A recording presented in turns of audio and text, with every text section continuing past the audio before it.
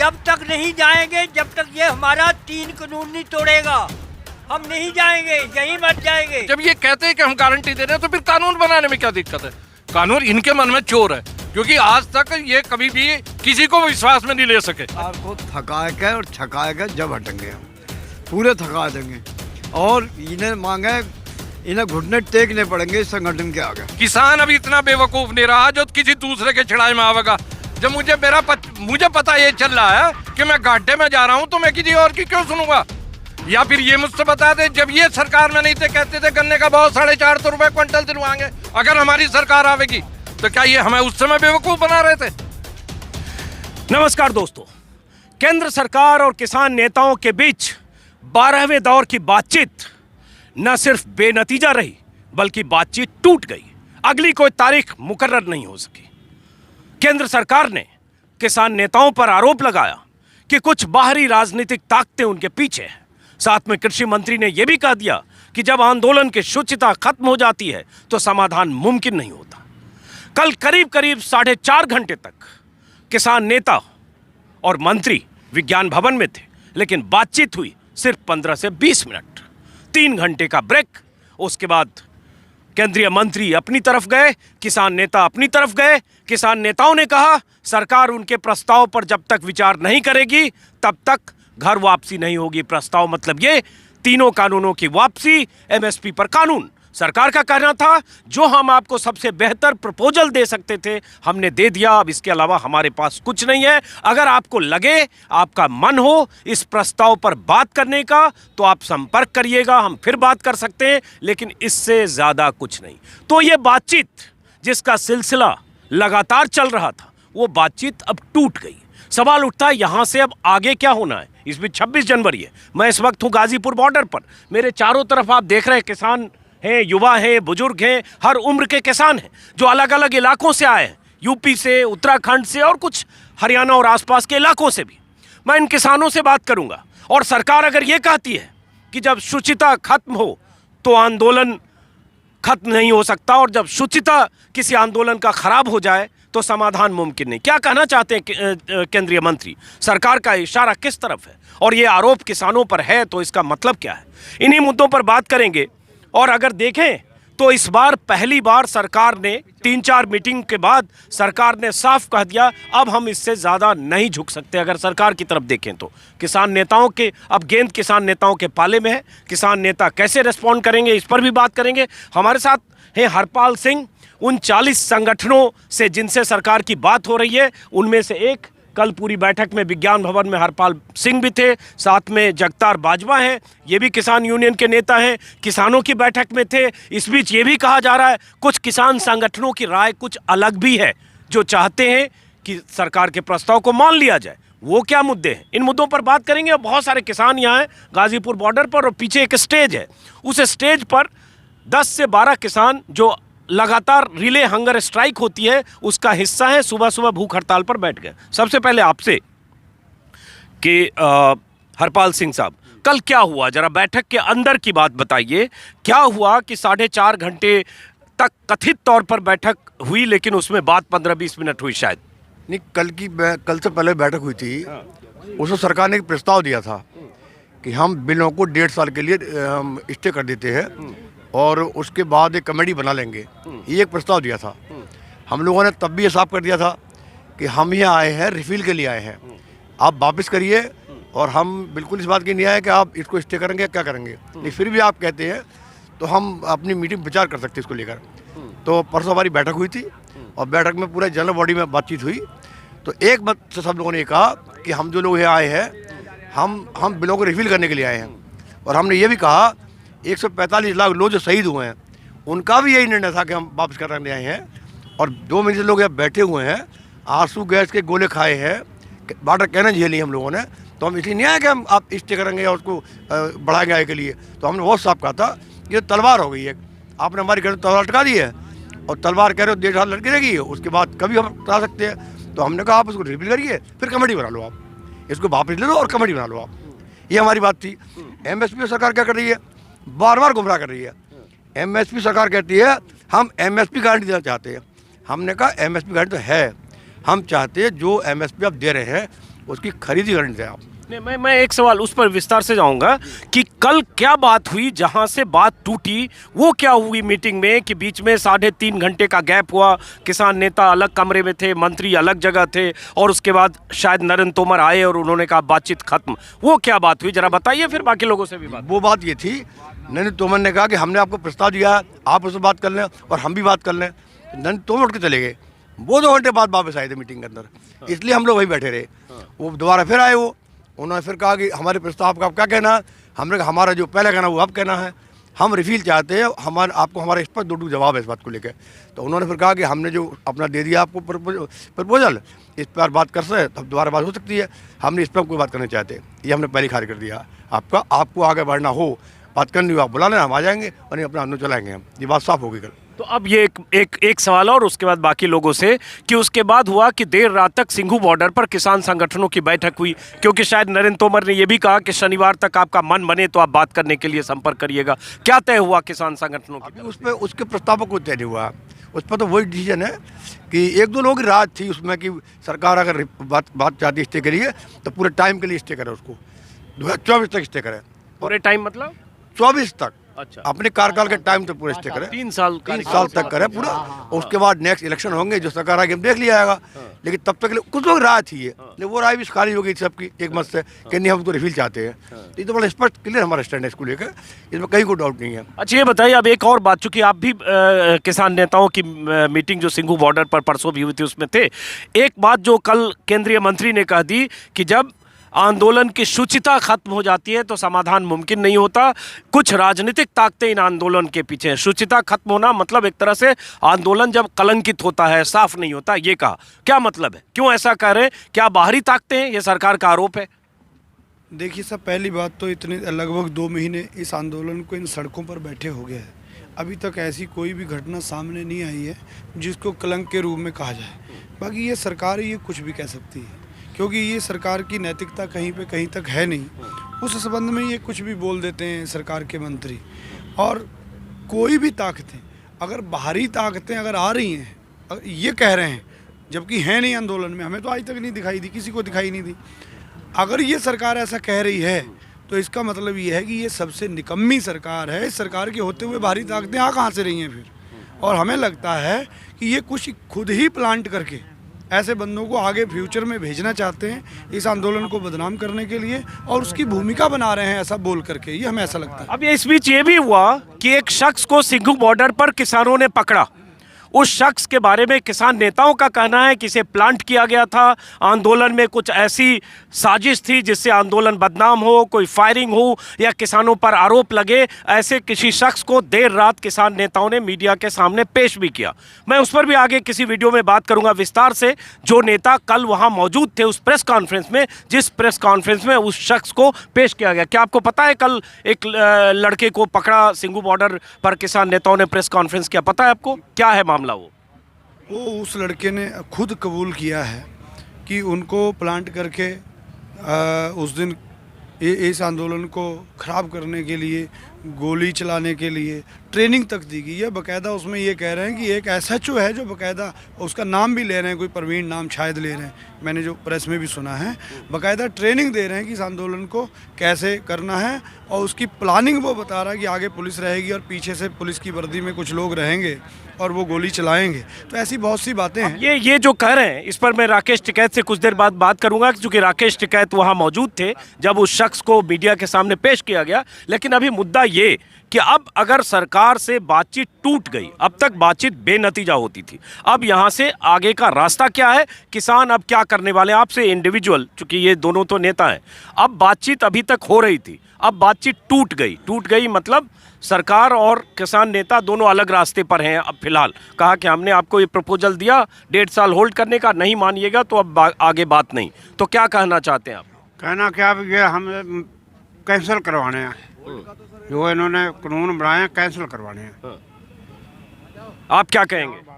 सब हमने क्या कहना है, किसानों का कहना मानना चाहिए और नुकसान नहीं होना चाहिए। नुकसान होगा तो बहुत बुरी बात है, इसलिए आप लोगों को आगे बड़े को करा है। आप कुछ कहेंगे? अगर बातचीत टूट गई तो फिर ये पता नहीं कब तक होगा, अभी तक तो बातचीत हो रही थी। जी हम भी यही कहना चाहते हैं, जो तीनों कानून हैं ये वापस कर ले तो हम अपने घरों को जाएं, बाकी नहीं वापस करते तो जैसे पलंदा चढ़ाया जाएगा तो हम शांति रूप से जाएंगे। कोई भी हमारा जनता का आदमी झगड़ा नहीं करने पर तैयार है, ना करेगा। हम बिल्कुल शांति रूप से जाएंगे, हमको रोका ना जाए। दिल्ली में हमारा हक भी है, ये तोमर जी का नहीं है, दिल्ली में हमारा हक भी है, ये साझी है दिल्ली। इसमें हमारे बड़ों ने और शीश दे दे के अपना लिया है। अब हमको इसमें बेदखल ना किया जाए, हमारा अंत ना लिया जाए। आप क्या कहेंगे? आप कहाँ से आए? सीतापुर से। कहाँ से? सीतापुर जिला। तो अब जो एक प्रस्ताव था वो प्रस्ताव रिजेक्ट हो गया, तो लगता है कि कुछ अब ये मामला फंस गया है। हम लोग ये चाहते हैं किसान में अपने मसाला रद्द होए, दूसरी बात करेंगे नहीं। तो एक बात है, आपने सुना, जितने किसान हैं हर किसान एक ही बात कहता है कि ये कानून रद्द होना चाहिए। इस तरह के किसी प्रस्ताव के पक्ष में कोई किसान नहीं है। अब सवाल उठता है किसान नेता अब क्या कहेंगे, क्या करेंगे, क्या फैसला करेंगे, क्योंकि सरकार ने ये कह दिया। फिर बता रहा हूं कि आपको जो करना है अब आप करिए, हमने ये प्रस्ताव आपके पाले में डाल दिया, इससे ज़्यादा हमारे पास कुछ नहीं है। यहीं पर बातचीत टूटी है। हरपाल सिंह जी, अब सवाल उठता है, इससे तो लगता है कि अब बातचीत टूट गई, अभी तक लग रहा था बातचीत हो रही है। तो नहीं, बातचीत तो पहले से ही ऐसी हो रही है, टूटी सी थी। वो अपने स्टैंड पर कायम, तो हम अपने स्टैंड पर कायम है। वही बात आज भी है, वो अपने स्टैंड पर, हम अपने स्टैंड पर कायम है। हमारा नेक्स्ट कार्यक्रम ये होगा, 26 का हमारा कार्यक्रम है, हम पूरी फोकस किए हुए उस पर, पूरी ताकत से हम यहाँ परेड करेंगे दिल्ली के अंदर, और दुनिया की ऐतिहासिक परेड होगी ये विश्व के अंदर सबसे बड़ी। हमारे लोग आ रहे हैं 26 के बाद, हम एक बड़ा कोच देने जा रहे हैं पूरे देश के लिए, और 26 के बाद पूरी स्टेट जितनी कैपिटल्स हैं, जितने डिस्ट्रिक्ट हेडक्वार्टर, सब पर रैलियाँ करेंगे हम। सरकार को थका के और छका के जब हटेंगे हम, पूरे थका देंगे, और इन्हें मांगे, इन्हें घुटने टेकने पड़ेंगे इस संगठन के आगे। अब ये देखिए, सरकार की तरफ से कहा जाता है कि सरकार की रणनीति ये है कि आंदोलन इतना लंबा हो कि किसान थक जाएं, और अभी 60 दिन हो गए। अब ये साहब कह रहे हैं सरकार को थकाएंगे। ये समझिए किसानों का हौसला है, और इस हौसले का अंदाजा शायद आपको टिकरी बॉर्डर, सिंघू बॉर्डर या गाजीपुर बॉर्डर पर पता चलेगा। और यहाँ 70 साल, 80 साल, 75 साल, 85 साल के बुजुर्ग भी उसी हौसले से बात करते हैं। और मैं कहूँगा पहली बार सरकार को ऐसे लोगों से पाला पड़ा है, जो ऐसे किसान हैं जो अपने हक के लिए आकर बैठ गए हैं।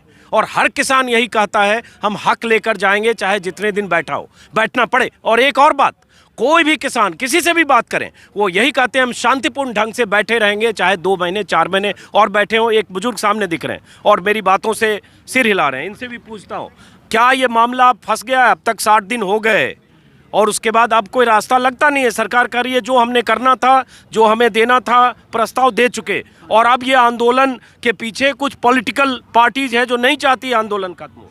ये हम तो किसी पार्टियों के पीछे नहीं लगते हैं, हम तो ये चाहते हैं हमारे जो 3 कानून है ये वापस लिए जाएं, और लेने के बाद जो दूसरा MC का वो भी लिया जाए। और इनसे बगैर अगर ये नहीं हल करते तो जब तक भी हम नहीं हल करें तब तक हम यहीं मरेंगे। कुछ भी हमारी 2 कम 80 साल की उम्र हो चुकी है, हम रहेंगे यहाँ पर ही। जाना जब ये जाइए कानून वापस ले लेंगे, नहीं तो नहीं जाएंगे। क्या कहेंगे आप सरकार के लिए? सरकार के लिए, सरकार ये निकम्मी है, कुछ कहना नहीं है। सरकार बेशर्मी पर तुली हुई है। सरकार जात बाद में बांटी, वर्ग बाद में बांटी, खुरापात की राजनीति की, खुरापाती पूरे देश को खुरापात में ये झोंकना चाहती है। यह क्रांतिकारियों का देश है, सुभाष चंद्र बोस की जननी है, यह हम किसान हैं। जयंती भी है सुभाष। हाँ, सुभाष चंद्र की जयंती है। सुभाष चंद्र की जयंती पर इससे भी हमें सीख मिलेगी कि हम मर जाएंगे, मिट जाएंगे, लेकिन हार मानकर नहीं जाएंगे। जब तक काला कानून वापस नहीं होगा तब तक हम वापस नहीं जाएंगे। जय हिंद, जय भारत। अब एक मिनट, अब ये जो एक मिनट, अब ये जो काला कानून सब लोग बोलते हैं, सरकार की तरफ से कल भी ये कहा गया कि भाई ये गलतफहमी फैलाई जा रही है, ये कानून किसानों के हित में है। अब इतना हम होल्ड करके और विचार विमर्श कर लेते, तो कैसे काला कानून है? जरा आप 2 मिनट में यहाँ बताइए वीडियो पर। ये देखो, 4 पॉइंट बताइए। 3 कानून है, बल्कि 3 पॉइंट में बताइए कि कैसे काला कानून है। ये काला कानून इसलिए है, एक तो ये कॉन्ट्रैक्ट फार्मिंग की बात कर रहे हैं, यही लोग थे जब कांग्रेस ने एक बार जिक्र किया था, सुषमा स्वराज का पूरा भाषण पढ़ लीजिए, उन्होंने स्पष्ट भाषण दिया था कि मनमोहन सिंह जी, अगर आपने कॉन्ट्रैक्ट फाइल लागू कर दी देश के अंदर, ये देश बर्बाद हो जाएगा, किसान बर्बाद हो जाएगा। और यहाँ तक कहा था कि देश के गरीब किसान को आप हाथी लड़ा चाहते हो। ये सुषमा की स्पीच थी। और जेटली ने यहाँ तक कह दिया था कि अमेरिका इसको प्रैक्टिस देख चुका है और अमेरिका को 43 लाख रुपए सब्सिडी देनी पड़ रही है किसान को वहाँ, और आपने दोबारा गलती की, भारत बर्बाद हो जाएगा।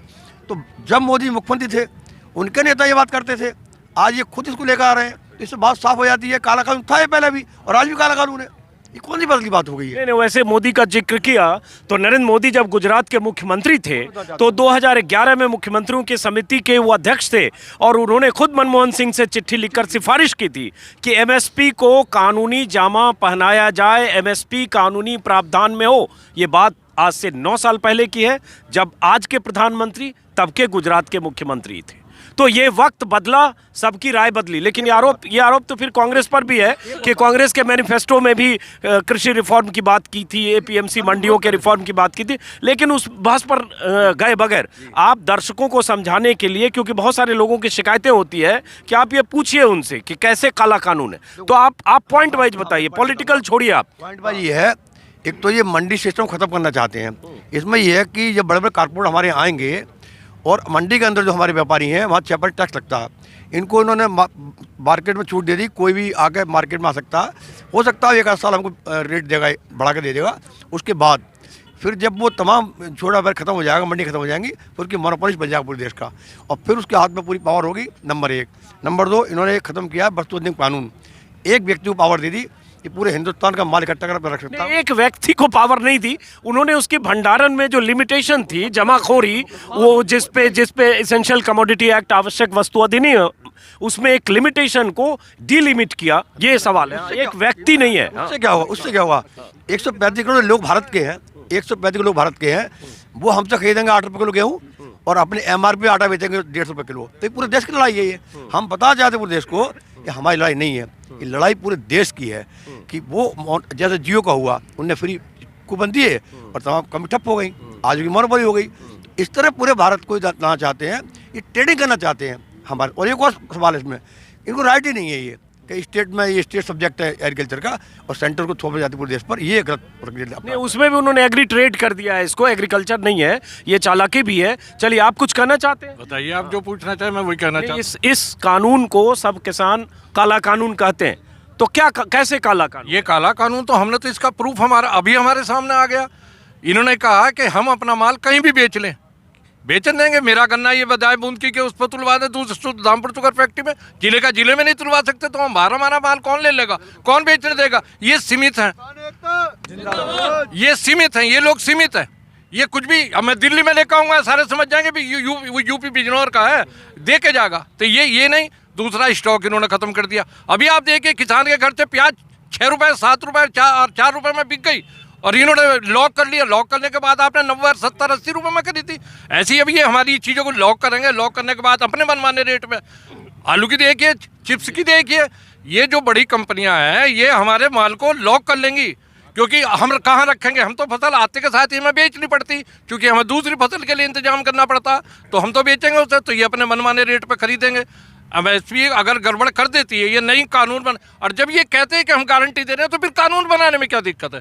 कानून इनके मन में चोर है, क्योंकि आज तक ये कभी भी किसी को विश्वास में नहीं ले सके। अच्छा, इस पर वैसे हम 60 दिनों से 60 बार बात कर चुके हैं, लेकिन फिर एक बार, एमएसपी पहले से भी लिखित गारंटी कानून का प्रावधान, कानूनी प्रावधान एमएसपी का नहीं है? नहीं था, बिल्कुल नहीं था। लेकिन एक एडमिनिस्ट्रेटिव, लेकिन ये 3 कानून भी तो नहीं, ये 3 कानून भी तो नहीं थे।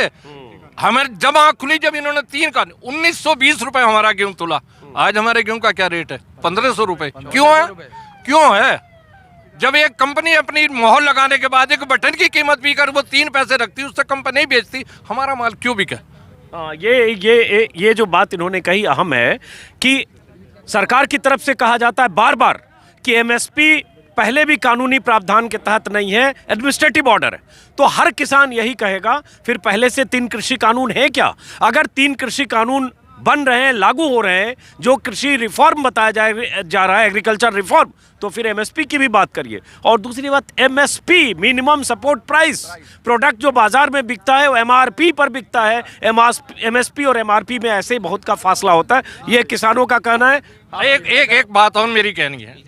देखिए, ये कहते हैं हमारे यहाँ प्रधानमंत्री जी कहते हैं डिजिटल इंडिया, तो क्या किसान के लिए हो रहा है डिजिटल इंडिया? हमारा 9 महीने के बाद भी पेमेंट नहीं हुआ पिछले साल गन्ने का, तो कहाँ से हो गया? कम से कम जो बात कह रहे हैं उस पर अमल तो होनी चाहिए। जब पिछली बातों पर इन पर अमल नहीं हुआ तो आगे के लिए हम लोग क्या विश्वास करें इन पे? इन्होंने हमारा विश्वास खो दिया, इसलिए आज हम दिल्ली में बैठे हैं और ये कह गए कि किसान को छका के भेजेंगे। किसान अपने खेत में 24 घंटे काम करता और ये 8 घंटे काम करते हैं। आपका जितनी भी सर्विस है 8-10 घंटे की, और किसान 24। ये हमें क्या छकाएंगे? हम इन्हें छबा के जाएंगे और वादा करते हैं जब तक नहीं जाएंगे, जब तक ये तीनों कानून और एमएसपी पे कानून नहीं बनने का हम दिल्ली नहीं छोड़ेंगे। शुभ नाम क्या है? मैं रामअवतार सिंह बिजनौर से हूँ, यूपी बिजनौर से हूँ। तो ये जो कृषि मंत्री ने कल कहा कि आंदोलन की शुचिता अगर खत्म हो जाती है तो समाधान नहीं निकलता है, और इस आंदोलन के पीछे राजनीतिक ताकतें हैं। देखिए, नहीं चाहती आंदोलन खत्म हो। देखिए किसान अभी इतना बेवकूफ नहीं रहा जो किसी दूसरे के छड़ाई में आवेगा। जब मुझे पता ये चल रहा है कि मैं घाटे में जा रहा हूँ, तो मैं किसी और की क्यों सुनूंगा? या फिर ये मुझसे बता दे, जब ये सरकार में नहीं थे कहते थे गन्ने का भाव 450 रुपए क्विंटल दिलवाएंगे अगर हमारी सरकार आवेगी, तो क्या ये हमें उस समय बेवकूफ बना रहे थे? बताइए, हमें बेवकूफ बना रहे थे क्या उस समय? क्या हमें बेवकूफ बना रहे थे? जो आज देखिए, जो आदमी हमारी मदद कर रहा उसे कभी आतंकवादी बताया जा रहा है। एक बात मैंने और देखी, आपके चैनल पे ही सुनी कि साहब हलवा खा रहे थे राकेश टिकैत जी कि ये पाकिस्तान से आया क्या?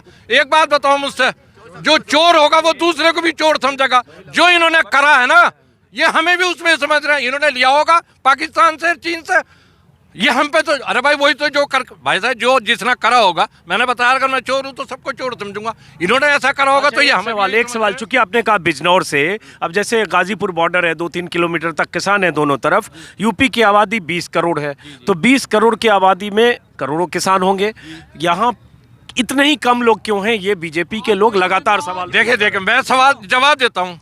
ये ट्रेन चला दो, ये कल ट्रेन चला दीजिए, अगर इस दिल्ली की जगह हाथ आ गई तो हम जाने। ये ट्रेन चलवा, हमारे पास आने के साधन लखनऊ से दूर के नहीं आ सकते। आज देखना कितनी भीड़ होगी। जिस देश की सरकार ने तमाम रेल ठेके पे दे दिया, बिजली ठेके पे दे दी, डीजल ठेके पे दे दिया, शिक्षा ठेके पे दे दी, क्या किसान रुक जाएगा? आज और कल देखना कितनी आबाद भीड़ होगी। इनसे रुकेगी नहीं भीड़। ये 26 को थाम नहीं पाएंगे भीड़ को। 700 ट्रैक्टर हम लेकर आए आज 700 ट्रैक्टर हम आए रात 11:30-12 बजे। और आज मुरादाबाद आ रहा, अमरोहा आ रहा, संभल आ रहा। चलिए ठीक है, मुरादाबाद, संभल, सब जगह से लोग आ रहे हैं। 1 मिनट, और इनका कहना है कि 26 जनवरी की जबरदस्त तैयारी है। एक मिनट, आपने प्रधानमंत्री बात की थी, प्रधानमंत्री क्या कहा था? ये वो प्रधानमंत्री है जिस दिन सिंधुपुर बॉर्डर आकर बैठे थे, इस प्रधानमंत्री ने बात कही थी ये दलाल है, आड़ती है। 1 मिनट, और फिर क्या बोला? ये नेक्सलाइट है, फिर बोला ये खालिस्तानी है। इस सरकार ने एक वजह हो गई है, जब छात्र आंदोलन करते भारत के, उन्हें कहती है टुकड़े गैंग के लोग हैं। जब आदिवासी आंदोलन करते हैं ये कहते नेक्सलाइट है, ये जब कर्मचारी आंदोलन करते हैं ये कहते अर्बन नेक्सलाइट है, जब सिख आंदोलन करते हैं खालिस्तानी है, मुस्लिम पाकिस्तानी है। इनका नैरेटिव पैदा कर दिया देश के अंदर। चलिए, बहुत बहुत शुक्रिया। बहुत नहीं, अब चूंकि वक्त कम था मेरे पास, बहुत बहुत शुक्रिया आप सब लोगों का। और ये जो मैं दिखा रहा हूँ पीछे, ये स्टेज है जहाँ रिले हंगर स्ट्राइक किसानों का सिलसिला चल रहा है, और ये हर रोज़ 10-12 किसान आते हैं और यहाँ सुबह 8 बजे से लेकर अगली सुबह तक हंगर स्ट्राइक करते हैं। आज भी किसी की बारी होगी और वो यहाँ हंगर स्ट्राइक पर बैठे हैं, और ज़्यादातर इसमें बुजुर्ग होते हैं। ये सब लोग, आप सब लोग हंगर स्ट्राइक पर हैं, तो कब बैठे? आज सुबह। कहाँ से आए आप? रामपुर। आप कहाँ से आए? आप कहाँ से आए? दिल्ली से। देखिए, ये बुजुर्ग हैं, 1, 2, 3, 4, 5 ये बुजुर्ग भी यहाँ बैठे हैं और हर रोज़ यहाँ हंगर स्ट्राइक पर बैठते हैं। आपको पता है 60 दिन हो गया और कल बातचीत भी टूट गई है, तो ऐसे अब तो लगता है कि फिर अंधेरा हो गया। तो फिर चानन होगा। क्या होगा? चानन होगा, अंधेरा नहीं होगा। ये बात चलेगी। ये बात टूटी नहीं है। लेकिन आप ऐसे इस उम्र में यहाँ बैठे हैं और ये लड़ाई पता नहीं अब कब तक चलेगी। सरकार ने कहा दिया अब मेरे पास कुछ नहीं है, जो करना था हम कर दिए, प्रस्ताव दे दिया, आप नहीं मान रहे हो तो आप जानो हम जाने। अब उसके पास कुछ नहीं है, लेकिन जब तक नहीं जाएंगे, जब तक ये हमारा 3 कानून नहीं तोड़ेगा, हम नहीं जाएंगे, यहीं मर जाएंगे। हम तो दिल्ली में ही रहते हैं, ये भाई कहाँ से आए हैं। मैं तो दिल्ली में रहता हूँ, मैं यहीं मर जाऊंगा, समझे। और मैं जाना कहीं नहीं है, मैं तो रोज ही आता हूँ, यहाँ आता हूँ या उधर जाता हूँ। चलिए बहुत बहुत शुक्रिया। ये हौसला और यही देखने की बात है। और पहली बार 6.5 साल की सरकार को एक ऐसी जमात से पाला पड़ा है जो किसानों की जमात है, और उसमें पंजाब के सिख भी हैं, हरियाणा, यूपी और दूसरे राज्यों के किसान भी हैं। किसी से भी बात करिए, एक भी आदमी ऐसा नहीं मिलेगा जो कहीं परेशान, कहीं घबराया हुआ।